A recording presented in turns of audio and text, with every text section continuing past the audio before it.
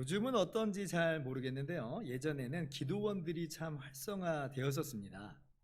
그 나름대로 그 이유를 진단해 본다면 예전에 우리 선배 성도님들이 참 순수하고 뜨거워서 그랬다는 게 첫 번째 이유. 또 한편으로는 당시 할 게 없었기 때문에 그것이 두 번째 이유. 뭐 당시에 무슨 유튜브가 있어요, 뭐 인터넷이 있어요, 뭐 케이블 TV가 있어요, 뭐가 있어요. 지상파 TV만 나왔던 그런 시절이잖아요. 그러니까 굉장히 심심했어요. 그래서 야, 할 것도 없는데 우리 기도원 갈까? 네, 그랬던 시절이에요. 그래서 기도원에 사람들이 많이 갔었죠. 다른 이유도 있다고 생각을 합니다. 어떤 이유냐 할 때 옛날에는 기도 외에는 아무것도 할 수 없는 절박한 심정의 사람들이 참 많았어요. 예를 들면 요즘에는 뭐 의학이 발달이 돼서 어지간한 병은 그냥 병원에 가면 다 치료가 되잖아요. 심지어 큰 병도 치료비가 좀 많이 들어서 그렇지 못 고치지 않아요. 근데 또 보험들도 많이 들었잖아요. 그러니까 치료비가 많이 들어도 기꺼이 뭐 병치료를 한단 말이에요. 그런데 이제 80년대만 해도 실손보험은커녕 건강보험도 없는 사람들이 많았어요. 의학도 제대로 발달이 안 됐어요. 아니, 사람들이 돈이 어디 있어요? 그러니까 그냥 그렇게 병으로 말미암아 고통당하고 어려움 당한 사람들이 많았어요. 그래서 하다 못해서 이 병원 저 병원 뭐 전전긍긍 해봤지만 아무 데서도 치료를 받지 못하고 다 포기해서 흘러들어간 곳이 바로 기도원이었습니다. 마지막으로 기도나 해보고 죽자, 그런 마음으로 기도원에 사람들이 갔던 거예요. 저도 어렸을 때 그래서 기도원에 갔다고 했잖아요. 뭐 저는 뭐 죽는 것까지는 아니었지만 저도 이 병원 저 병원 다 전전해봐도 도저히 안 되니까 이제 기도밖에는 도저히 다른 방법이 없다 해서 간 거예요. 그래서요, 당시에 보면 예배당도 변변치 않고 그냥 천막 친 그 정도의 수준의 예배당이었는데 거기에 장판이 깔려 있는 거기에 자기 자리 깔고 이불 덮고 그냥 거기서 살았어요. 그래서 거기서 그냥 계속 예배드리고 기도하고 그랬던 거예요. 뭐 이게 하루가 될지 이틀이 될지 3일이 될지는 뭐 자기도 몰라요. 그냥 그러고 사는 거예요. 이분들이 무슨 신앙심이 좋아서 그런 건 아니고 다른 방법이 없거든요. 다른 방법이 없어요. 그래서 자의로 기도원에 오신 분들도 있고 자의반 타의반 해가지고 그냥 기도원에 갖다 놓은 분들도 있었어요. 그냥 갖다 놓았어요. 야, 너가 죽든지 사든지 너 거기서 있어라. 하나님이 살려주시면 살고 아니면 아닌 거다, 이러고 이제 갖다 놓는 거예요. 오늘 본문에 등장하는 베데스다 연못이 일종의 그런 곳이었다고 볼 수가 있어요. 2절 3절 보세요. 예루살렘에 있는 양문 곁에 히브리 말로 베데스다라는 못이 있는데 거기 행각 5이 있고 그 안에 많은 병자, 맹인, 다리 저는 사람, 혈기 마른 사람들이 누워 물의 움직임을 기다리니. 여러분 한번 쉽게 그림을 그려보세요. 큰 연못이 있어요. 그리고 그 연못을 삥 둘러서 5개의 정자가 있다고 생각하시면 됩니다. 근데 이제 좀 더 정확하게는 정자라기보다는 주랑이라고 이렇게 쭉쭉 기둥으로 이렇게 연결되어 있는데 그 위에 지붕이 쳐져 있는 그런 것들 아마 보셨을 거예요. 건물에 또 그렇게 기둥 따라서 지붕이 있는 그런 모습도 아마 보셨을 텐데 그걸 주랑이라고 합니다. 그 복도에 길게 사람들이 자리 잡고 누워있는 그런 모습이에요. 마치 오늘날 뭐 노숙인들이 통로에 그냥 쭉 누워있는 모습 그려보면 아마 이해하기 쉬운 그림입니다. 왜 그렇게 이 사람들이 자리 잡고 누워있는가? 왜 그래요? 이 사람들이 몸이 아픈 사람들이에요. 아픈데 나을 방법이 없든지, 아픈데 돈이 없든지 그런 사람들이 들어 누워있는 거예요. 근데 왜 하필 거기 모여있냐면 이 베데스다 연못에 가끔 특별한 일이 일어나는데 천사가 가끔 내려와서 물을 움직이게 하는 거예요. 예를 들면 물이 갑자기 막 부글부글 끓어오르는 그런 움직임이 있었던 것으로 보여요. 근데 그러면 이제 그때에 물이 움직일 때에 제일 먼저 그 물에 들어가는 사람이 병치료가 된다는 거예요. 그것이 어떠한 병이든지 간에 다 나아버리는 거예요. 그러니까 사람들이 그거 하나 바라보고 모여 있는 거예요. 여러분 그 어떤 그림이에요? 바로 그 기도원, 예전에 그 기도원들 모습이에요. 천막 쳐놓고 장판 깔아놓고 거기에 사람들이 자리 깔고 누워있는 그 모습. 인생에 아무 낙도 없고 아무런 소망도 없고 잘 먹지도 못하고 잘 씻지도 못하고, 아니 그 당시에 뭐 기도원에 무슨 잘 먹고 잘 씻고가 어디 있어요. 정말 꾀죄죄하게 보이는 그런 사람들이 모여있는 곳, 오직 한 가지, 하나님께서 원하시면 나를 고칠 수 있습니다라고 하는 그 믿음 하나 가지고 자신의 인생 전부를, 자신의 마음 전부를 쏟아놓고 있는 그곳, 이 베데스다 연못이 일종의 기도원이었던 거죠. 오늘날이야 뭐 기도원이면 최신식으로 뭐 또 좋은 시설로 막 신축되고 리모델링돼서 그 절박함이 좀 덜해 보일 수 있는데요, 근데 오늘날에도 사실 기도원에 들어가 앉아있는 사람들 몇몇을 보면 똑같아요. 그 인생의 절절함과 그 인생의 비극이 고스란히 녹아있는 곳이 바로 그곳이에요. 오늘 베데스다 연못이 바로 그곳입니다. 그런데 오늘 말씀 보니까 그러한 사람들 중에 한 38년 된 병자가 있었음을 우리가 보게 됩니다. 이 사람이 어떤 질병을 가지고 있는지는 본문에 구체적으로 나와 있지는 않아요. 다만 38년이나 됐다고 하니까 굉장히 오래된 질병이죠. 만성 불치병인 거예요. 그리고 게다가 이 질병으로 인해서 거동이 매우 불편했다고 하는 것을 우리가 알 수가 있어요. 7절 이하를 보니까 물이 움직일 때에 이 사람이 빨리 들어가려고 하는데 다른 사람들이 더 빨리 들어가는 거예요. 왜 그랬겠어요? 이 사람이 아마 기어가는 수준이 아니었을까. 일어날 수 있는 그런 기력조차도 없는 사람, 물이 동해서 가긴 가는데 자기가 도착하기도 전에 다른 사람들이 뛰어들고 있는 그 현장. 여러분, 그래서 주님께서 이 사람을 치료해 주실 때 처음 하는 말도 뭐냐면 일어나라, 일어나라. 왜 그렇게 말씀하셨겠어요? 이 사람은요, 자기 스스로의 힘으로는 일어날 수 있는 그런 수준이 아닌 거예요. 일어날 수조차 없는 그런 중환자였다는 거예요. 여러분, 38년이나 된 만성 불치병이에요. 게다가 중환자예요. 그러다 보니까 아무리 연못이 움직여도 먼저 들어갈 기회조차 박탈된, 소망이라고는 거의 가져볼 수 없는 그런 사람이에요. 왜냐하면 딴 사람들이 자꾸 먼저 들어가니까 아무리 물이 동해도 움직여도 다른 사람들이 먼저 들어가는 것을 우두커니 지켜볼 수밖에 없는 그러한 모습이에요. 근데 먼저 들어간 사람이 할렐루야! 하고 낳고 뛰어나오면서 찬양하는 모습만 계속 지켜보는 거예요. 계속 지켜보는 거예요. 너무 좋죠? 저 사람이라도 나으니까. 근데 그 마음 한편에 어떤 마음이 찾아들겠어요? 자신의 비참한 처지만 좀 더 도드라져 보이는 거예요. 괜히 서러워요. 서러워요. 나도 고침받고 싶은데, 근데 내가 저 연못으로 뛰어들 힘이 없는 거예요. 뛰어들 힘이 없는 거예요. 그런데 이 사람은 그럼에도 불구하고 이 베데스다 연못을 떠나질 않아요. 여전히 베데스다 연못에 머물고 있어요. 왜 그럴까? 신랄 같은 희망, 그 신랄 같은 희망의 끈을 붙잡고 있는데, 신랄이라고 하는 건 그건 거의 없는 거예요. 불가능인데 그래도 이거예요. 그래도 혹시 뭐예요. 그러면서 포기했지만 또 포기할 수 없는 그런 마음으로 그냥 그 자리에 있는 거예요. 이 사람이 바로 본문에 38년 된 병자입니다. 아, 목사님, 진짜 천사가 물을 움직였을까요? 정말 그리고 그 물에 들어갔으면 다 나았을까요? 어떤 이게 이제 미신적인 이야기로 치부해 버릴 수 있고, 또 그렇게 해석한다고 해서 뭐 잘못 이해한다고 말할 수는 없지만, 그러나 모여있는 사람의 규모로 보나, 또 그리고 이 38년 된 병자가 물이 움직일 때가 있었던 것처럼 말하는 것으로 봐서는 아마 정말 하나님께서 천사들을 보내서 물을 동하게 하셨고, 또 그렇게 치료의 은혜를 베풀어 주셨다라고 해도 전혀 무방합니다.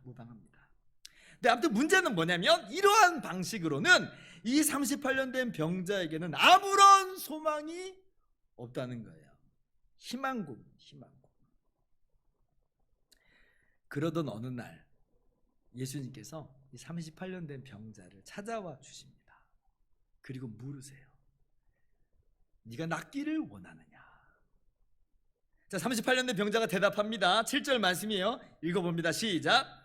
병자가 대답하되 주여 물이 움직일 때에 나를 못에 넣어주는 사람이 없어 내가 가는 동안에 다른 사람이 먼저 내려가나이다. 지금 완곡하게 표현이 되어 있지만 그 대답은 분명해요. 뭐냐면 낫기를 원합니다. 거의 자포자기의 상황이지만 그래도 내 마음에 신랄같이 포기할 수 없는 희망의 끈이 있어요. 난 정말 낫고 싶어요. 물론 이 사람은 지금 예수님이 어떤 분인지 잘 모르니까 나에게 있는 소망은 나를 들여다가 저 빨리 움직이는 물에 넣어줄 사람이 있으면 하는 겁니다 라고 그렇게 말한 거예요. 근데 난생 처음 보는 예수님에게 부탁할 수도 없고요, 언제 물이 또 움직일지도 장담도 못하는 시간들이잖아요. 그러니 소망은 있지만 자신의 애달픈 처지를 애둘러 말하고 있는 거예요. 간절히 소망하지만 한편 그 소망마저 굉장히 열버져 있는 그런 모습. 저는 이 병자의 모습 속에서 우리들의 실제의 모습을 좀 발견하게 됩니다. 순도 100%의 믿음, 순도 100%의 소망과 확신, 그런 분들도 있고 그러면 정말 할렐루야죠. 그런데 사실 우리 대부분은 그 경계를 넘나들어요. 여러분, 그런 분들 안에 있는 내면의 상처가 뭔지 혹시 아세요? 야, 네가 지금 완전히 안 믿어서 그래. 저 사람 봐봐. 저 사람은 죽기 살기로 믿고 기도했더니 저렇게 고침받았잖아. 지금 네가 고침받지 못한 건 무슨 말이에요? 네 탓이야. 네가 믿음이 약해서 그래. 네가 물에 들어가야지. 오늘 이 38년 된 병자와 똑같은 거예요. 야, 네가 저 빨리 연못에 들어가야지. 이거 네 탓이야 라고 말하는 거하고 비슷하단 말이에요. 그래서 이 사람들은요, 병 때문에도 절망인데 뭐 때문에도 절망스럽냐면 자신의 연약한 믿음, 일어나 연못으로 먼저 뛰어들지 못하는 그 연약함으로 말미암아서 또 절망해요. 이 사람들이 병치료의 믿음이 아예 없느냐? 병치료에 대한 소망이 아예 없느냐? 아니요, 있어요. 신랄 같은 그 내면의 신랄 같은 믿음이 있어요. 그래서 그 연못에 있다니까요. 그러니 너무 뭐라고는 하지 마세요. 그냥 그 사람 38년 된 병자인 거예요. 도와줄 사람이 아무도 없는 사람, 자신마저도 자신을 도울 수 없는, 자신의 믿음조차도 자신에게 확신을 가져다 주지 못하는 그런 사람일 뿐이에요. 근데 정말 감사한 건 뭐냐면, 네가 낫기를 원하느냐 할 때 내가 낫기를 원합니다, 내가 믿습니다, 아니 그런 말 한마디도 없는데 그저 절망 같은 희망만을 가지고 대답했을 뿐인데, 절망 같은 희망만을 대답했을 뿐인데, 한 맺힌 소망만을 이야기했을 뿐인데 우리 예수님께서는 이 사람의 병을 치료해 주시더라는 거예요. 8절 말씀, 예수께서 이르시되 일어나 내 자리를 들고 걸어가라 하시니, 9절 같이요, 그 사람이 곧 나아서 자리를 들고 걸어가니라. 할렐루야. 주님께서 고쳐주셨어요. 얼마나 감사한지 몰라요. 병이 걸린 이후로는 한평생 저 연못만을 보고 살았어요. 지금도 누가 나를 저 연못으로 넣어줄 사람이 있는가, 그것만 바랄 따름이었는데 예수님께서는 그 정도가 아니라 지금 그 즉시로 이 병자가 바라고 생각했던 것보다도 뛰어넘는, 전혀 상상할 수 없는 놀라운 기적으로 역사하신 거예요. 이를테면 이 연못으로 집어넣어줬으면 좋겠습니다 했던 이 요청을 예수님은 연못을 이 사람에게 부어버린 거예요. 이러한 놀라운 역사를 베푸심으로 치료해 주시더라. 상황은 전혀 다르지만 또 다른 케이스들이 있죠. 이런 믿음의 경계선에서 헤매고 있는 사람들. 마가복음 9장을 보면 귀신 들린 아들을 둔 한 아버지의 이야기가 나옵니다. 예수님의 소문을 듣고 고쳐달라고 찾아온 거예요. 근데 예수님은 산에 올라가셨고 제자들만 남아있어요. 그래서 제자들 보고 고쳐달라고 합니다. 그 스승의 그 제자니까 뭔가 조금 호전될 수 있지 않을까라고 기대를 한 거예요. 그런데 그 기대가 산산조각 나버리죠. 제자들이 못하는 거예요. 아무것도 못해요. 완전히 믿음이 깨져버렸어요. 근데 그때 마침 예수님께서 산에서 내려오셨는데 이제는 이 아버지의 산산조각난 믿음을 주워 담을 수가 없는 거예요.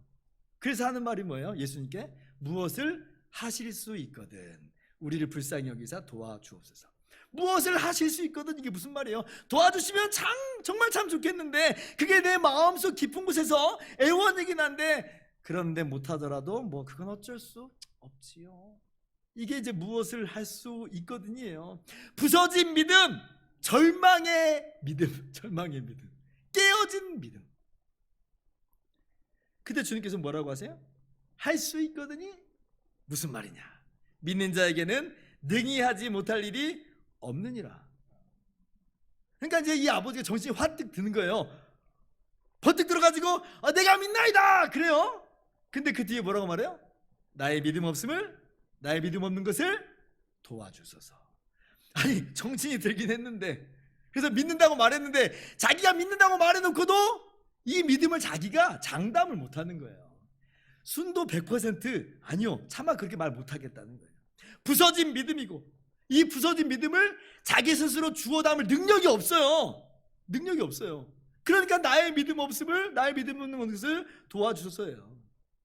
이게 믿는다는 거예요, 안 믿는다는 거예요? 경계선을 왔다 갔다. 그럼 우리 같으면 아이고 아직 멀었네, 아직 멀었어, 조금 더 믿음이 생긴 다음에 오시오, 아마 그랬을지는 모르는데. 그런데 주님께서는 물론 이 연약한 믿음을 분명하게 지적하시고 어떤 것이 올바른 믿음인지는 보여주셨으나, 그러나 이 부서진 믿음, 이 회복되지 못한 이 믿음을 그대로 받으세요. 그대로 받으세요. 그리고는 어떻게 하세요? 그 아들을 고쳐주시죠. 그 아들에게 들린 귀신을 쫓아내주시고 완전히 회복시키셔서 그 아버지에게 돌려줍니다. 우리가 강한 믿음, 굳센 믿음으로 주 앞에 나가면 너무 좋은 일이겠지만, 우리 주님께서는 스스로 그렇게 주워 담을 수 없는 연약한 믿음의 사람들이라 할지라도 외면하시지 않고 빈손으로 그저 돌아가시게 하지 않는 그러한 주님이시라는 거예요. 오늘 38년 된 병자에게 역사하실 때도 마찬가지인 거예요. 마찬가지. 그러므로 오늘 우리가 본문에서 깨달아야 되는 귀한 교훈은 뭐냐? 첫째, 우리 예수님께서 얼마나 자비롭고 얼마나 긍휼이 많으신 주님이신가 하는 거예요. 우리 주님이 어떤 분인지를 여러분 깨달아 알기를 바랍니다. 하나님의 은혜가 우리 눈앞에서 벌어진다고 해도 우리 스스로 그 연못에 들어갈 수 있는 능력조차 없는 우리 사람들, 기어가는 듯이 한 걸음은 떼보지만 도저히 거기까지는 갈 수 없어서 이걸 지금 믿는다고 해야 될지 믿지 못한다고 해야 될지 모르는 그 상황 속에서도, 그러나 주님께서는 그 사람을 찾아와 주시고 만져주시고 회복시키시더라는 거예요. 얼마나 감사한지 몰라요. 우리는요, 마치 우리 편에서 은혜를 획득해내는 것처럼 생각할 때가 많아요. 구원의 은혜에 있어서는 그야말로 주님의 전적인 은혜임을 믿지만, 구원 이후의 은혜에 있어서는 그래도 우리 편에서의 어떤 조건이나 자격이나 행위들이 굳센 믿음이, 의지가, 신뢰가 중요한 요소가 되는 것처럼 생각한다는 거예요. 분명 예수님께서 그런 모습들을 귀하게 여기시는 건 사실입니다. 그러나 그럴지라도 그것이 절대적이라든지 우선적이라든지 필수적이라든지 그렇지는 않다는 거예요. 절대적이고 우선적이고 필수적인 것은 오히려 주님의 긍휼과 자비예요. 그것만 있으면 돼요. 오늘 이 38년 된 병자의 모습 보세요. 주님께서는 오늘도 그렇게 우리를 만나 주신다는 거예요.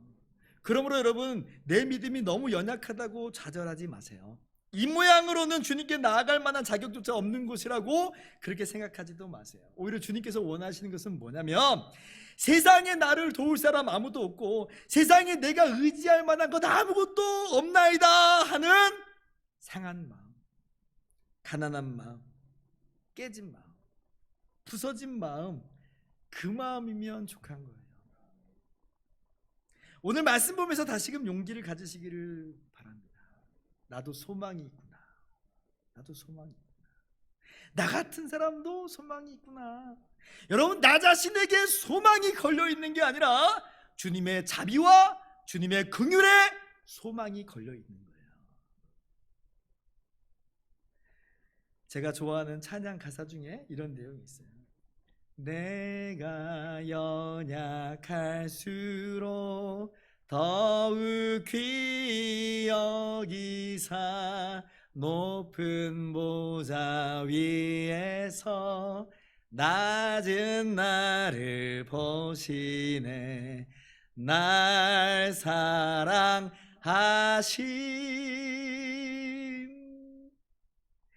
내가 연약할수록 더욱 귀하게 여기신다.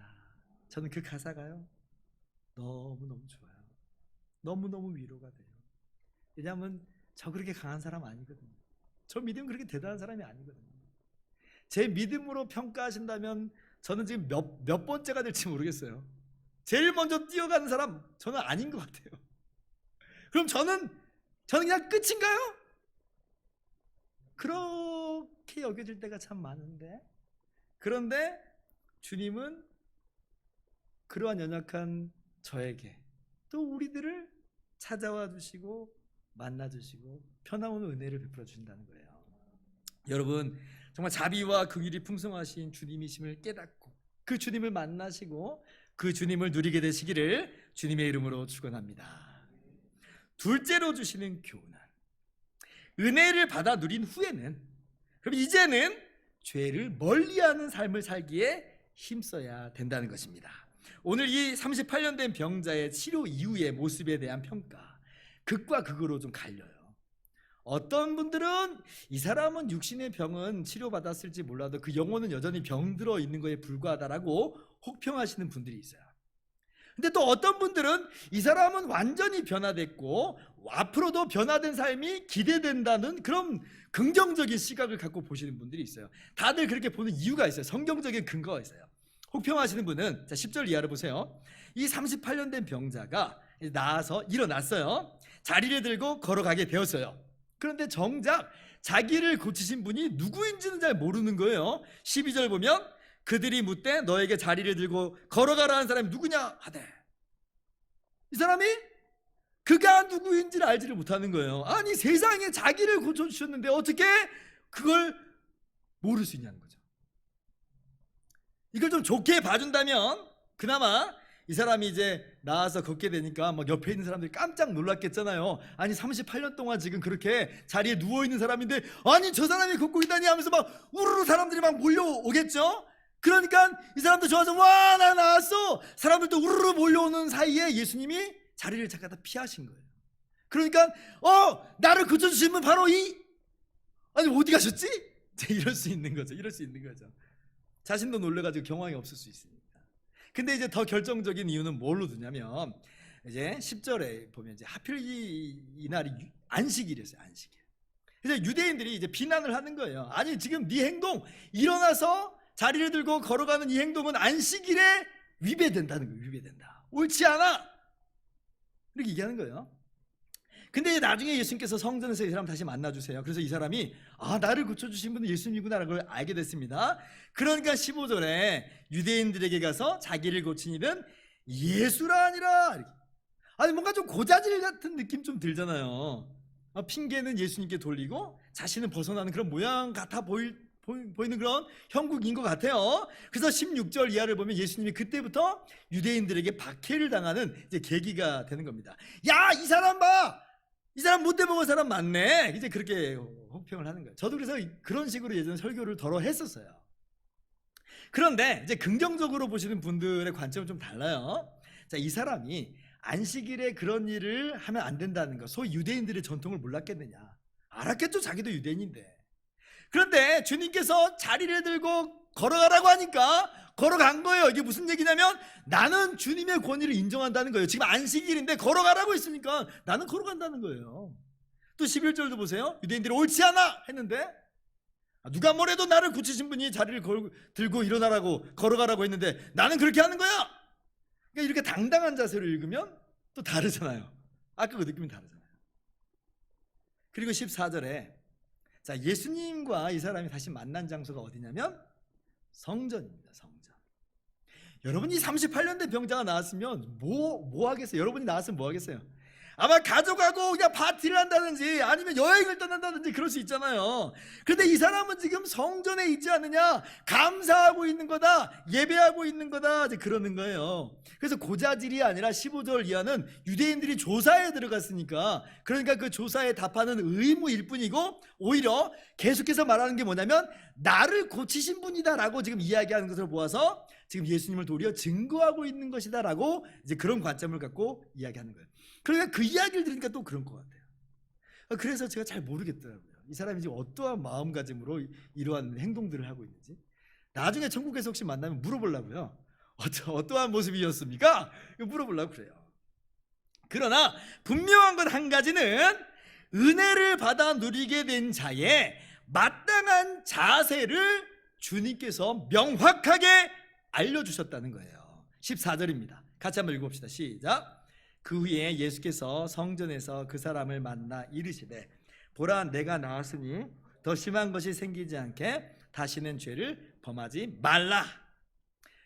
보라 네가 나았으니 다시는 죄를 범하지 말라. 지금 병 나은 자의 마땅한 모습은 다시는 죄를 범치 않는 거라는 거예요. 지금 이 사람이 어쩌면 병의 원인이요, 과거의 어떤 죄 그리고 어떤 습관적인 죄로 말미암는 그러한 결과였던 것으로 보여요. 예를 들면 아마 술을 옛날에 굉장히 좋아했든지 또 그렇게 술에 중독이 되었든지 그러다 보면 간이 망가지잖아요. 간이 망가져가지고 뭐 간경화 뭐 이럴 수 있잖아요. 예를 들면. 근데 이제 주님께서 고쳐주셨어요. 그죠? 그러면 뭐라고 주님께서 말씀하시겠어요? 야 다시는 술 마시지 마. 이제 그러는 모습인 거예요. 술 마시지 마.